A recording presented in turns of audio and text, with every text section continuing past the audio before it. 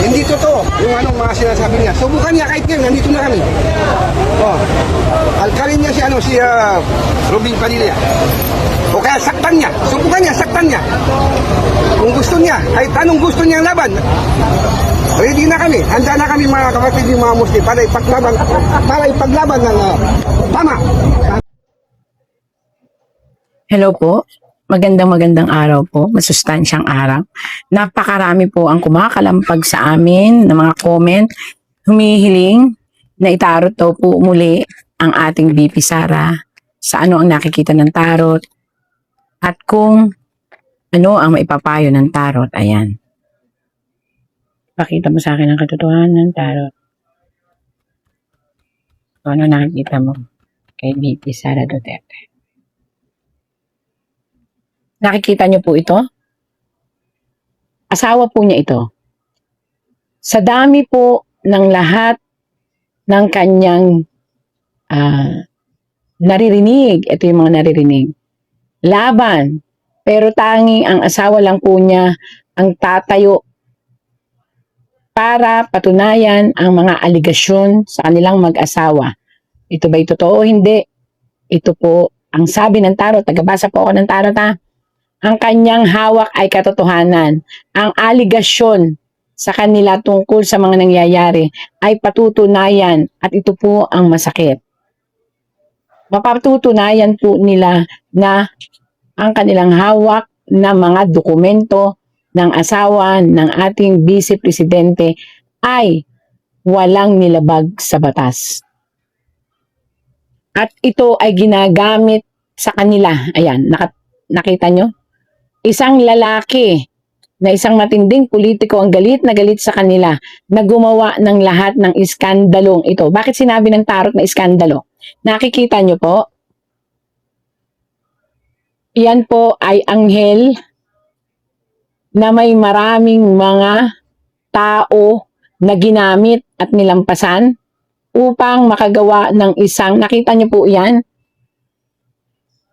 Nakakross na isang lalagyan na parang box. Nakita niyo po yan. At ito ay dala ng anghel na pula.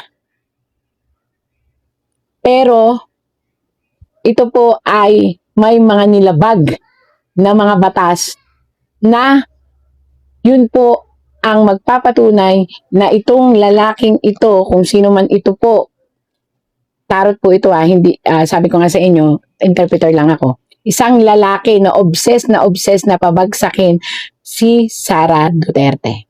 Subalit, again and again, mapupunta itong aligasyon na ito sa taong ito at kung sino man ang sumusuporta sa kanya ay matatapos ang karir. Ako po? Sabi po ito kamatayan ng mga taong hindi po patay na ganon. Ibig sabihin kamatayan ng karir ng mga tao na gumawa ng maling akusasyon. Bakit sinabing maling akusasyon? Nakita nyo po yung box na may cross? Yan, box na may cross. Hindi maibaba-baba dahil may maling akusasyon. So, kung ano man po at sino man po ang gumawa ng aligasyon na ngayon ay patutunayan ng asawa ng ating BP Sara ay magkakaroon po ng punishment or katapusan ng karir. At bukod po doon, hindi magdidiwang. Ibig sabihin ng hindi magdidiwang kasi nakataob. Sila po ay mapaparusahan sa paraan ng legalidad ng korte at mawawala ang pagmamahal sa kanila ng bayan at ng mga tao. Naman, ang tindi naman ng punishment ng judgment. At maliliwanagan ang lahat ng aligasyon. Yan fly away, allegation. At magiging panig ang mundo o ang bayan sa ating BP Sara. So, dadanas kayo ng mga ganyan, dadanas ng mga batas, pero pagdating po sa tunay na batas ng masa which sa korte, sa Suprema o sa ano paman, pati sa puso ng masa, lahat ng aligasyon sa kanila ay mababaliktad.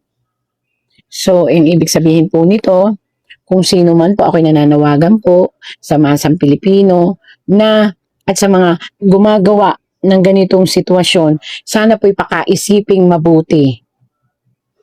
May mali sa aligasyon na ibinigay ng isang lalaki.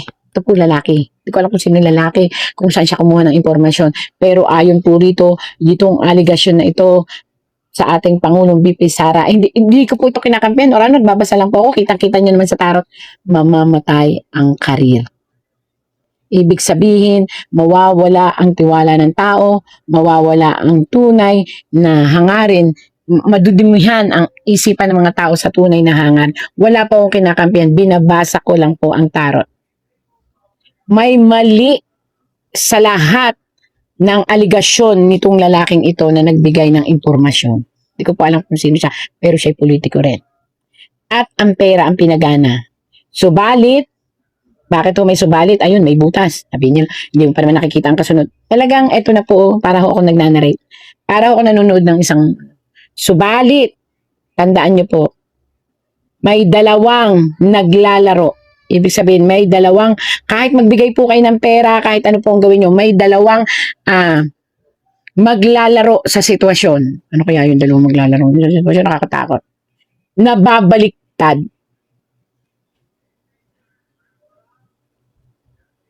At, mababaliktad po ito ha. Ito po ay mga perma. Na makikita nila na may mali sa sitwasyon. Kaya po, makikialam ang isang matibay na isang batas na kahit ito ay batas of the land ang makikialam at isasaayos ang sitwasyon at ang victory po sa huli ay makakamtan. Magtiyaga lang po. At wag po kayong manghinaan ng loob. Liliwanag ang lahat. At sa huli po, taong bayan ang magdidesisyon. Makakalaya po ang ating Vice Presidente sa lahat ng akusasyon. Isang malaking organisasyon ang susuporta again and again. At ito'y mangyayari. Malapit na. At isang panukala nagigising sa sanlibutan. At pipilitin na maisaayos. Isang sarswela na ginagawa ng ating gobyerno upang mailihis ang lahat ng dapat ay doon maipukol. Kaya ang nangyayari, nagiging sacrificial lang itong ating sitwasyon ng impeachment. Pero sabi nga, may isang himalang mangyayari from the divine intervention again. Tao po ay lalabas. Nakakapangilabot po ito nakikita. At ang nag-form ng impeachment ay huhusgahan. Ako, tagabasa po ako ha. Dahil may mga maling impormasyon. Sa kanila rin po maglilink ang maling impormasyon. Kaya sinasabi ko nga po sa inyo, sana po sa mga tao na nakaupo, maaaring pag-isipan ninyo na i-withdraw. Hindi ko inuutosan, sinasabi ko lang kung sinasabi ng tarot. I-withdraw o pag-isipan ninyo ang impeachment na ito. Kasi may mga maling false accusation itong lalaki, hindi ko alam kung sino ba itong lalaking ito, na nakapaloob po doon, na maaaring kahit ang matitino na at mahal ng tao na nagpasimula nito ay mapasok. Kumbaga dawit-dawit na, mapapasok. And, ito po ha, ako na po nagsasabi, tao ang mag-uupo. at huhusga. Mauulit ang pagkakaisa upang makamtan ang katotohanan. Kaya po sa ating Vice Presidente, nakita niyo po ito, pinipilit na hadlangan ang inyong pagiging presidente, pero napakadami pong gagalaw na hindi niyo inaasahan. At ito po ay masa. Nakakapangilabot po yung nakita ko. Pagsuporta ng masa, pagsuporta ng mga akala natin ay ayaw sa Duterte na mga nakaupo, ay maglalabasan. At mga kabataang uhaw sa katotohanan. At isang bansa again ang susuporta at magpapakita ng malawakang po ito campaign para maproteksyonan ang ating Vice Presidente. Yung po'y binasa ko lang sa tarot. Kaya po para po sa lahat, ako na po nakikiusap para hindi magkaroon ng napakamalaking gulo. Pag-aralang mabuti. Noon, pinakiusap ko wag na ituloy ang impeachment. Pero itinuloy. 4 ang lumabas, 4 talaga itinuloy nila. Pero ito po, sinasabi ko sa inyo, masang Pilipino po na may susuporta pang 2 malalaking bansa kay BP Sara. So, para po ito sa lahat. Para yung matitino na mga nakaupo ay hindi madawi. Para po ito sa lahat. Ito po ay tarot lang, pero kung pakikinggan, nagbibigay liwanag ito at nang maayos na po ang lahat. Sa ngayon po ay yun ang nakikita ng tarot. So, pakaingatan po ang paniniwala dun sa isang lalaki na yun. Hindi ko alam kung sino yung lalaki na yun. Questionable din sa tarot kasi may mga aligasyon, impormasyon na maaaring magpahamak sa kanyang kapwa politiko. At sa ngayong panahon pong ito, dasal po tayo. Basta ako, magbabasa ako ng tarot, ayon sa nakikita ko, wala akong kinakampihan, wala akong pinipili. Ang sa akin ay, sinasabi ko ang katotohanan. Marami po ang matitino ng ating mga nakaupo na ngayon ay lumalabas na nakikita nila ang kamalian sa nangyayaring impeachment. So, baka dumating ang panahon na mismo ang nagtatag ng mga nag-impeachment ay masunog sa kanilang gawain. Dahil nga po, may isang maling mga aligasyon na nanggaling sa impormasyon ng sino man taon kung hindi ko makita sa tarot kung sino. Lalabas na lang po yan eh. Kaya, para sa ating masang Pilipino, let us all pray para maging maayos na ang lahat. Bakit hindi natin bigyan ng pagkakataon na magkasundo-sundo na para Pilipino rin ko po kasi nahihirapan.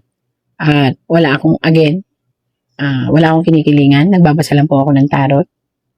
Kung ano po ang binasa ko, yun lang po ang narito. Walang dagdag, walang bawas. Magdasal. Pray. Always think this way. God is always watching us. And the universe are always there. And later, it will protect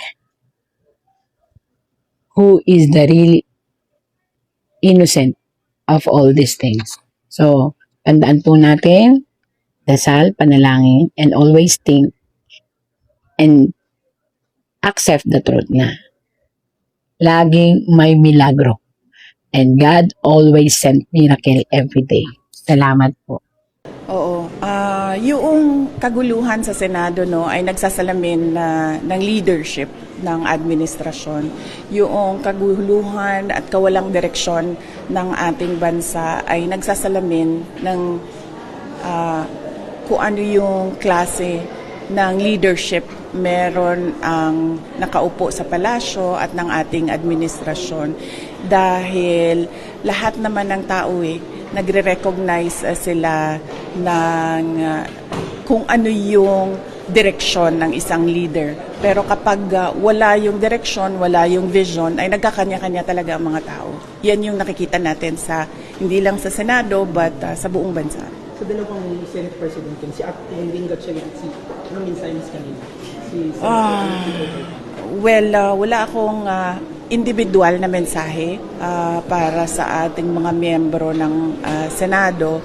Pero dahil sila ay hindi dalawang grupo kundi isang institusyon, ay dapat pag-usapan noong 24 kasama yung mga nakulong kasama yung nagtatago, kung ano ba dapat ang prioridad ng kanilang institusyon at ano yung kanilang trabaho na naaayon sa ating saligang batas.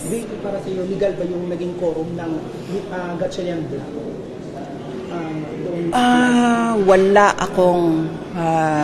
Wala akong legal na opinion sa mga pangyayari.